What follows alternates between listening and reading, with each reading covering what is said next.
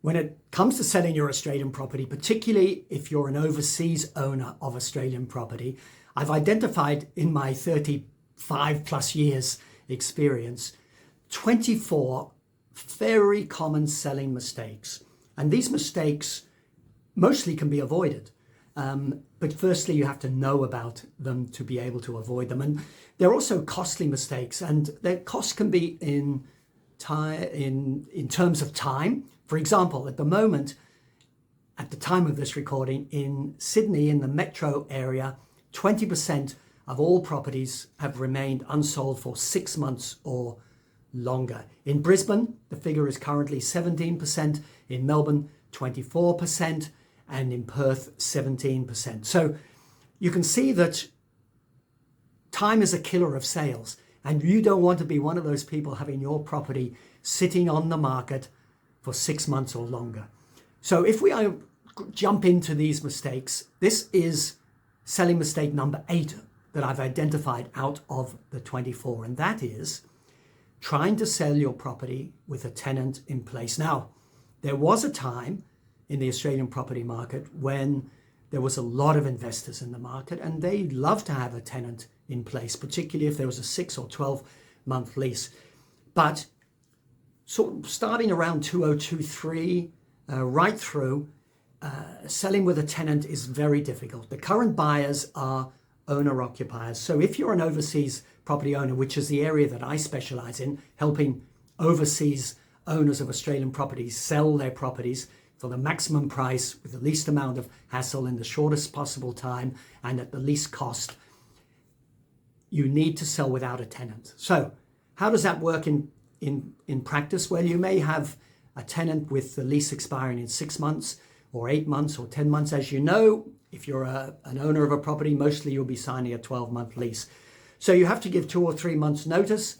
Legally, in most states, it is a 60-day notice period if you intend to sell the property. So you have to work backwards from when you're choosing your selling date or when the lease expires and work backwards. Now, why do I say don't sell with a tenant in place? Well, I'll tell you why. Firstly, for example, in Melbourne, if you're selling with a tenant in place in Melbourne, every inspection costs you $30. So if the agent is doing 3 inspections a week, that is $90 that you have to pay to the tenant to do an inspection. Now, the agent may suggest that you do a open house once a week on Saturday, and that's fine, but that's not what you would call maximizing your selling opportunity.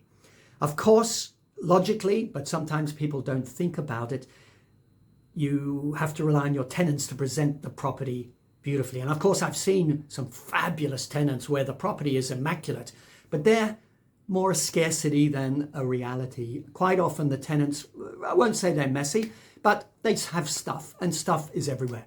You know, when the property's been vacant and you're staging it for sale, you'll get rid of all the clutter. You'll have it, and if you're an overseas owner, all the tenants' furniture's gone. You'll then hire furniture and you'll stage it, and it looks immaculate and neat and tidy. When there's a tenant there, there's stuff on the walls, there's stuff everywhere. So I'm recording this in my home office, and I have stuff everywhere. I have papers and things on my wall, so on and so forth. So please don't make the mistake of trying to sell with a tenant in place.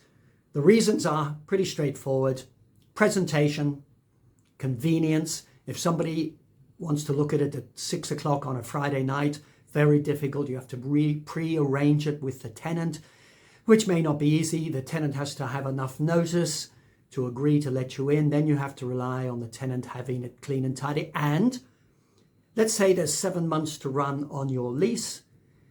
As I mentioned at the beginning of this video, most of the buyers in the current market are owner-occupiers. That is, they see it, they like it, they make an offer, they want to move in 30, maybe 60 days. They want to move in. If you've got a 7 months, 9 months, 10 months lease, even 6-month lease, that turns a lot of the current buyers out because they are owner-occupiers. They do want to move in. Does that make sense? So those are the key reasons. The other reasons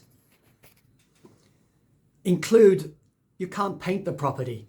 You can't recarpet it if you needed to recarpet it. And obviously you can't put in great furniture and, stage it properly. So those are the key reasons. So please, if you're thinking of selling your investment property, and most overseas owners have rented out their property in my experience, there's very few vacant properties by overseas owners. In 99% of the case, they put tenants in, and sometimes they've been renting it since ownership, which could be 2 years, could be 10 years, in some cases, as long as 20 years. So please don't make that mistake. Make sure mistake number 8 of my list of 24 is don't sell with a tenant in place. Wait for that lease to expire and then sell the property when it is vacant.